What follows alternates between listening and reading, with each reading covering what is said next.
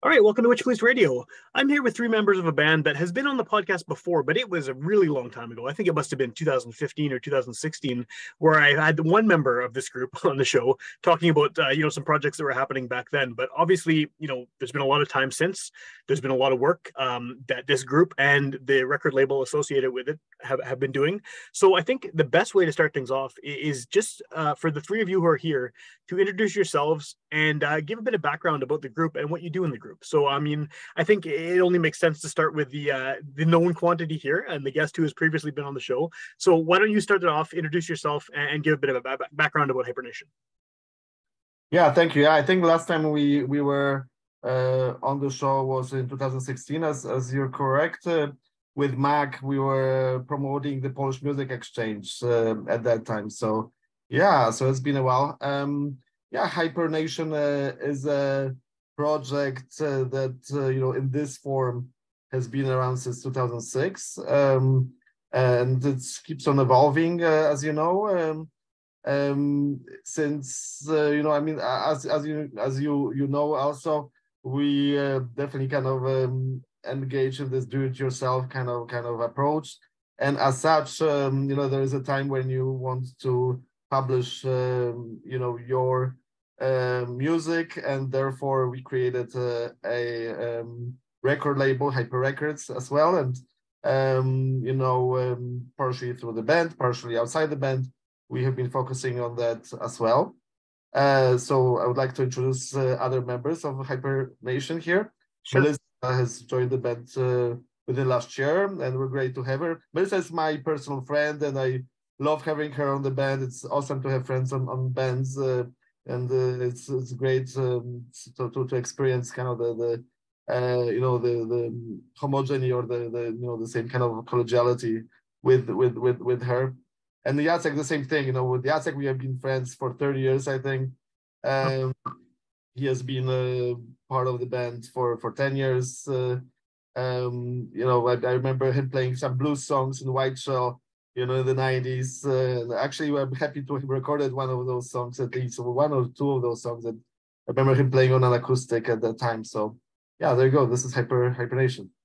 And how many more members are there in Hypernation? I mean, it seems to me that over the long history of this group, you've been kind of the constant, and there's been a lot of other people who have come and gone. And just looking at the liner notes of your past albums, there's a lot of people who have played on there and contributed with production and all kinds of things. So, is it kind of a ever evolving group of people, or do you have a very set lineup at this point? Yeah, it's interesting. I was kind of I'm a fan of rock music, and I definitely always was kind of a fan of reading band histories and then sort of exploring that sort of stuff, right? I mean, Deep Purple or Pink Floyd, all the kind of different kind of members that sort of went through that band. And Hypernation is kind of interesting, even though it seems like there's a ever evolving kind of a group of people. But if you kind of look at it, like there has been only about 8 people that I could say were kind of part of the band. On multiple occasions through a long period of time, that sort of thing, right? And what's kind of neat is that yes, even though at some point some members sort of left, I mean, most of those people are continuing to work with us. Paul, who has been kind of founding member in 2006, he continues to kind of come to our jam sessions regularly. Jacek has been with us, for about the last 10 years or so. Robert, Paproki, who's been probably producing some of our music, he has been kind of a constant as well. So yeah, it's neat to kind of continue to work with these people. And then even though yes, I enjoy working with different people, I think it's sort of adding to the variety of music that we produce, that we play. It's definitely needs to continue to work with the same group of people and with friends, right? I think it's, like I said, it's great to have to have this be a kind of a friend experience, right? That always helps, no matter what kind of band it is. It always helps if you can get along outside of the music thing with the people you're in, for sure. Maybe a question for Jacek then is, you've been in the group for 10 years, as you said. What is the what is the appeal to you as a musician of playing in this group? I mean, what is it about Hypernashion that makes you keep coming back for each project after all these years? I think a good group of friends and musicians, and I think I've been with Arthur for a little bit longer than 10 years. I remember my first tune recorded in his apartment was called Wędrowiec, and which can loosely be translated into walking man, just a walking man, something like that, right? And that was something that attracted me a lot because, because of my background, my education, I like to put some cultural elements into that, ethnic elements. And that was the first time that I was playing something that reminded me of Irish music, something like that, right? So over the years, I've been very, very fortunate to meet a lot of people throughout this group. Some of them totally instrumental, like Robert Paprosky, who I think has done an incredible job in just coming from somebody who actually doesn't play music, but he does the recording. He's the one. He's a key person, I think, in the group who does the final thing. And some other people, I don't know. That was attracted me. My background is definitely not that type of music. Okay, I'm a bluesman, I'm a rockman. I can play blues, and there was quite a number of people here in Winnipeg. But this is something different. It's a different project that incorporates different visions, different styles, and different skills as well. Okay, and I really appreciate the fact that Arthur was able to collect all those people, and we create something that is, I think, it is pretty unique in a sense. Yeah, so, for sure. To say. Well, I mean, Arthur, do you see this as more of like you're kind of curating this group? You're finding all these people from different backgrounds and bringing them together? Is that sort of your role as the kind of? I mean, it definitely seems like this is your band, and then you have those other people that you bring in. Has that been sort of the part of the aspect of it, of just finding everyone who fits well with what you're doing, and sort of creating this collective around what Hypernashion is? Yeah, I think it's pretty organic, right? I mean, I think just because of the nature of the band and with Melissa, we enjoy electronic dance music together. So I think we kind of both know that, hey, I mean, kind of mixing beats with some, folky rock music, punk music is what we're at. I think that's it sort of comes pretty natural, right? I'm happy to, I think I'm a psychiatrist by trade, right? So I mean, I do want to be kind of as minimally egocentric as I can, right? And definitely kind of include as many different voices in the band as I can. I'm trying to make it as democratic as we can, and I think I enjoyed kind of doing that, right? I enjoy that sort of atmosphere in the band. Hey, I'll be honest with you. I think the best gigs, but in part also the best sort of jam sessions are the ones where we're having a good party, a good time together, right? So that's sort of part of that. And I think once you kind of come together like that, I think some kind of common vision comes out of that, right? Which is exciting. But hey, I mean, we've been talking quite a bit, and we both know that we kind of enjoy some good reggae music, some good dub music, right? So I mean, I think most people know where my kind of likes are, right? So yeah, for sure. Yeah. Oh, go ahead.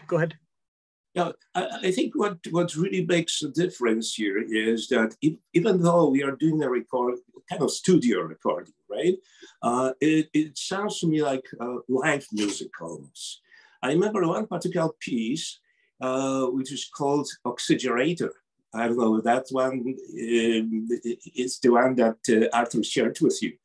But you know what, just having my guitar, having those people listening to me, I was able to play for 10 minutes. They took some of the, parts of it and they put together a beautiful piece of music. Oh, and that's what really makes a difference for me, right? Instead of just sitting in a recording studio and just, for hours and hours, I've done that in my life. I could just for 10 minutes, 15 minutes be myself. And I just kind of let the other people do the rest. And that's what I like about this, this group. Cool. If I can say something, so Oxygenator, the first song on that CD that I brought to you, Sam, and it's going to be #1 song on that new album that we're about to release. So we're very excited about that. And yeah, I remember Robert was there with me when we were kind of at our Hyper Records headquarters recording Jacek play. And, I remember like our jaws were like totally like just wide open, kind of like listening to him play. It was an incredible experience, with his playing. I'm just really in awe of Jacek. I think he's an amazing guitarist, and I always was a big fan of his. And it sort of needs to be able to, encapsulate some of that, playing on our songs. It's great. And Jacek, thank you for reminding me. I remember 2008, 2009 was when we recorded Wędrowiec, and great piece of guitar on that track as well, of course. And I also like the fact that despite the fact that you're in the frame of a certain type of music, right? Dub and stuff like that. You're also open to some other things, and like the song I wrote, and you incorporate it into your band, which was The Thing I Care About, with Kasia Nawrocki singing it. I think it departs from from something that you are kind of doing on a everyday basis, but at the same time you're open up to that idea of song, kind of popish, protest song from the 80s and 70s. And I really appreciate that fact too, that I can just, just give my own stake into whatever you do. No, we're sort of enjoying the fact that, we with the Robert, we oftentimes talk about the fact that, really it's all about hippie music and psychedelic music that keeps on kind of going. And even though some of the punk rockers sort of said, no, this is sort of not us. I mean, I think punk rock continued that aesthetic. Some of my favorite kind of punk rock bands are the ones that incorporate a lot of psychedelic kind of sounds in them. And same thing with us to some extent, continuing to incorporate both of those in our electronic music and electronic beats. And I think this is where Melissa comes in as well. She proposed to record White Rabbit, and we have already kind of a rendition of White Rabbit under our belt. So we played it at the Bring Your Love kind of electronic dance music festival this summer. We're excited to kind of continue in the same mindset moving forward. Well, I was going to ask Melissa, you haven't really had a chance to say anything yet, but do you have the same kind of appreciation for the band in the same sort of way, where you are able to work with all these different people and bring your skills and your talents to sort of this collective where everyone is coming from different backgrounds and bringing electronic music and like you said, there's the blues rock elements and the punk rock and the dub and all these things together? Well, I guess, I definitely like that. I feel that I can contribute a little bit here and there on ideas. Basically, if I get a random idea, I can kind of throw it at Arthur, and a lot of the times they're open to playing around with it, at least, and seeing that happen. Kind of ended up singing with them after being part of one of their video shoots last fall, actually, because then started talking with Jacek about that I used to play and sing in a bunch of bands. So it's been a long time since I have. So I also just really appreciate being able to be a part of a band again and sing again in front of people, because it's something that I used to really love and do quite a lot when I was younger, and now it's nice to be able to bring it back again. So yeah, for sure. Well, how is I'm sure everyone's sick of talking about this, and I know I'm sick of talking about it, but how has the last 2.5 years affected Hypernation as a band? Because I mean, just this made me think of it because you hadn't played in a while. No one's played in a while because of the pandemic, and it's affected sort of every creative person's ability to really do what they do. Has it had a big impact on Hypernation, or have you been able to still, get projects on the go despite being physically distanced from each other? I think we still managed to get a few sessions in together, even just because it is a smaller group of us. So there was a little while there, I guess, Arthur, where it wasn't connected. But since I've been a part of it, we've been able to get in, meet up pretty easily. So so I mean, we definitely have been kind of doing some recording during the during that time. So managed to be creative that way. I think what is interesting is that despite the fact that it was definitely a lull, and hey, Hypernation has never been kind of really live band. I mean, I think we had in 2013 we had definitely kind of a year where we did a number of gigs, and then since then we had sporadic sort of shows and such. But what's kind of exciting is over the last year, 2022, we had again a kind of a big boom of shows again. Say, kind of maybe as many, if not more than 2013. So it's sort of exciting to, despite the pandemic, to be able to kind of get out of out into the races, kind of already kind of with a lot of energy, right? Which was kind of cool.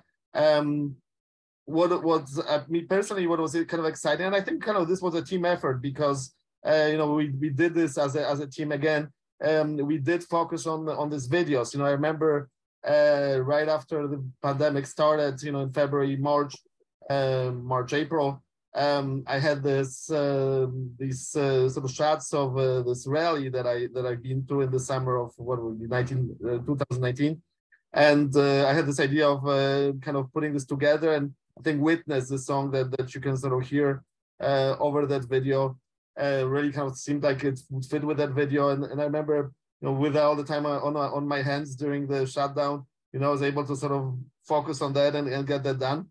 And after that, I noticed, hey, this is sort of a cool way to spend the pandemic. And then we end up kind of doing three other videos after that, right? Which was kind of cool. And I think this is in some ways how with Melissa with the Fire Dancer, the praise video there. And Jacek came out, he's playing guitar on the song, so we kind of brought him out to appear in the video as well. And they started chatting, and they figured out that, hey, Melissa is a vocalist, and then that's how I knew Melissa for years, but I never knew that she was a vocalist. So good job, Jacek. So this is how the two sort of came together, and then we had a lot of fun this summer. A number of kind of different festivals and shows and such. So this is how. So I think it's about kind of. Not sort of getting too depressed over things, but kind of taking the opportunity as it comes. Hey, things changed, so you had a little bit of time. Hey, how can we use this time to kind of continue to enjoying, making music, making art, and this is what came together, right? Well, and I guess as a band that, like you said, doesn't play a ton of shows, I mean, having those videos is a great way to expose more people to your music anyway, right? I mean, it's you can reach pretty much anyone, and you already have international audience, obviously, anyway. So you're now be able to reach even more by having these videos online. Exactly. I think that was a driving force, that it was sort of something that allowed us to reach further, reach kind of a different, the demographic kind of back in our Jacek and my kind of homeland, Poland, partially, right? So it was sort of exciting to be able to do that. I think we did that. I think it was kind of needs to kind of get the response that we were looking for, though. So it's great. With this new record that's coming out, what can you tell me about the album? I mean, the reason I'm asking is because Hypernashion has been around for quite a long time. You have previous albums. You've obviously grown and changed with each release.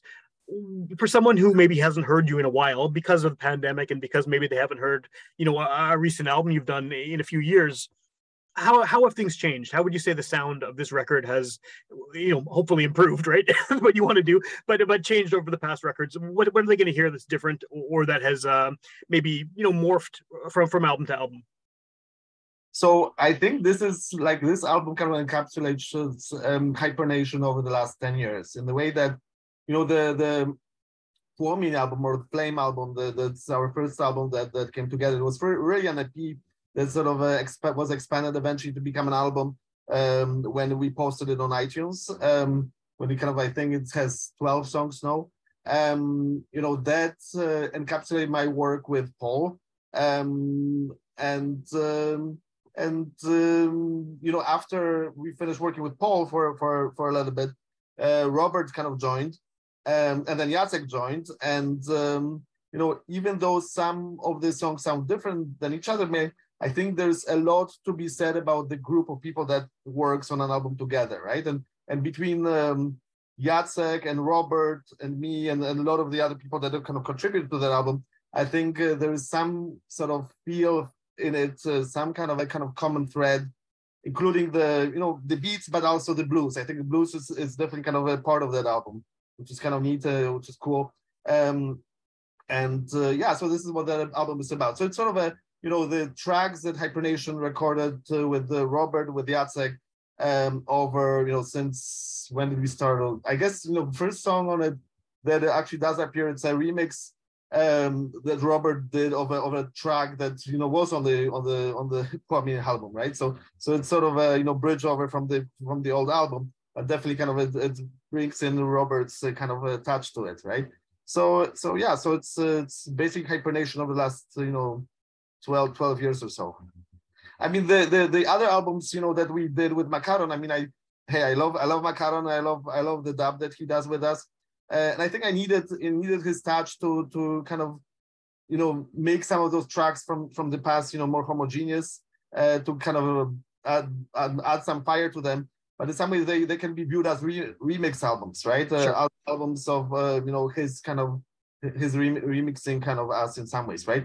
Whereas this is kind of like, you know, true Hypernashion, you know, kind of like, you know, our Winnipeg kind of made, you know, with us kind of mixing it, you know, arranging it, you know, so we are kind of excited about that.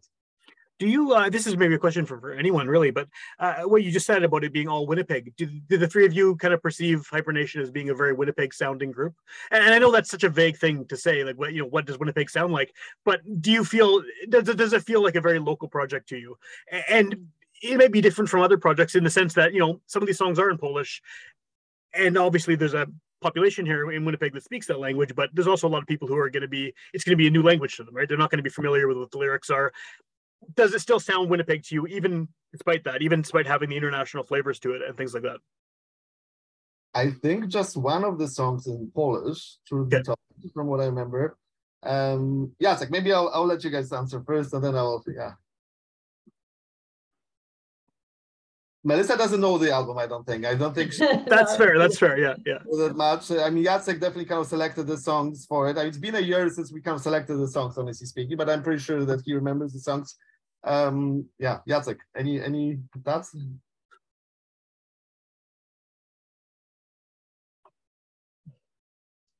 Maybe not.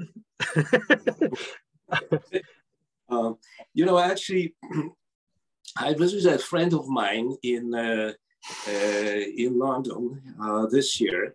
I presented some of the music. I presented to him, and he's a big fan of the pop music, punk music. From the 70s, 80s, you know, he collects all those vinyls from, I don't know, ancient times. And I was surprised that when he listened to us, he said, you know, that's something very, very unique. I couldn't find anything like that in Canada. I couldn't find, he was saying that, I couldn't find anything like that in England. Okay, so it adds to the fact that it is a, I wouldn't say it per se, a Winnipeg sound. That would be too grandiose, I think, to say so. But there's a fairly unique sound that was created here by the Hypernashion. And it's still evolving. It's, you know, it's not something that has stopped and it's going to be for the rest of it. That's the beauty of it. Okay, that's why I like joining the group and the meeting with them every now and then, because it is evolving. There's some new people like Melissa, for example. There's some new trends and new ideas coming in. And that what makes a difference, right? From, I don't know, from a lay person like myself, you know, in my age, definitely hanging out with those youngsters like Melissa and Arthur and Robert and Mike, Yeah, it adds some value to my life too. That's a nice way of looking at it, actually. Yeah. Yeah, I appreciate the words, Jacek. I think it's and I think I'm excited about this project because I mean I think that it is in some ways unique, which is cool, right? I mean I think even though there's other people that makes beats with the blues and you know with the you know other forms of music, I think we did it we are doing it in a unique way, which is exciting. But having said that, you know, I mean I think yes, I think we definitely kind of have some of Winnipeg in us, right? I mean I think like we were talking with Melissa. You know, we really kind of engaged with the electronic dance music sort of scene over here, and I think and Robert has as well, of course, and Paul is as well, right? So we and I think that vibe is seeping through us, you know, in onto the wave files, right? So that's pretty excited. But hey, I am a big fan of London music, you know, like some of the underground music from the late 70s, early 80s. In England, hey, I mean, I was raised on in some ways on psychedelia from the 60s even, right? Pink Floyd and Fleetwood Mac, you know, the early Fleetwood Mac stuff. So some of the blues stuff as we're talking. So I think definitely some. I mean, I would have loved to be able to transfer some of that vibe from London, you know, both the 60s and the 70s, 80s kind of stuff. And then, I mean, I'm a big fan of, hey, my t-shirt is even a Polish punk rock t-shirt from a band called Kult. So even if I can sort of transmit, channel some of that, underground punk rock feel of from Poland, I mean, hey, I'll be happy with that too. So that's where my allegiances lie. And hey, I would like to kind of have some sense of connection to those scenes as well, of course. But I want to say that Melissa is a big grunge lady, so she's gonna transmit some of Seattle through us as well, I imagine. And San Francisco, hey, like Jefferson Airplane, San Francisco, right? Which is, hey, I don't mind. I love the area as well. Well, I like that all of those scenes that you mentioned too are all very steeped in DIY, kind of independent culture, regardless of style of music. So that definitely suits with what you're doing as a group. At this point, do you know when the record's coming out? And then the second question is, where can people hear your music now? I mean, whether the record's out or not, what's the best way to track down previous releases and hear what you're up to? I have to mention the Bad Brains. I think that's another greatest band in the world ever. We cannot have a podcast without mentioning the Bad Brains. We can't. No. Don't get me started on that because that'll be a whole other podcast. But I think that's what we connected around. Sam. I think it is. Yeah, I think it is. About the Bad Brains. So there you go. So some New York for you, right? Or Washington? Is it Washington? DC. Yeah, Washington. DC, yeah. There you go. Cool. Okay, so I'll be honest with you. We're so close to posting that that album on iTunes and Spotify. The only thing is that kind of I'm listening to it and kind of that some of the levels are not sort of kosher just for me just yet. So I'm kind of just, kind of gonna do some last touches on it still. But yeah, I'm hoping with the next month or so, they're gonna be on iTunes. So actually, that's the second, Jacek mentioned the thing I care about, and it's gonna be the second song on that album. And that's gonna be the album title as well, The Thing I Care About. A friend of mine, Arko Kasuben, who lives in Hamburg, but he lived in Winnipeg briefly. When we met, he designed an awesome cover for it, so kind of excited about that as well. The cover is already done. So yeah, within the next month or so, and then I do hope, I think CDs are maybe if not there, they're getting there. So I'm definitely kind of hoping to release it on LP as well, on vinyl, which I'm excited about. That'd be great. Yeah, that'd be awesome. Cool. And then as far as finding music online, what's the best way to find your stuff online? Where can people go to listen to past, present, future Hypernashion releases? Yeah, so we have a record label called hyperrecords.com with Z at the end. So Hyper Records, but the records with a Z instead of an S at the end.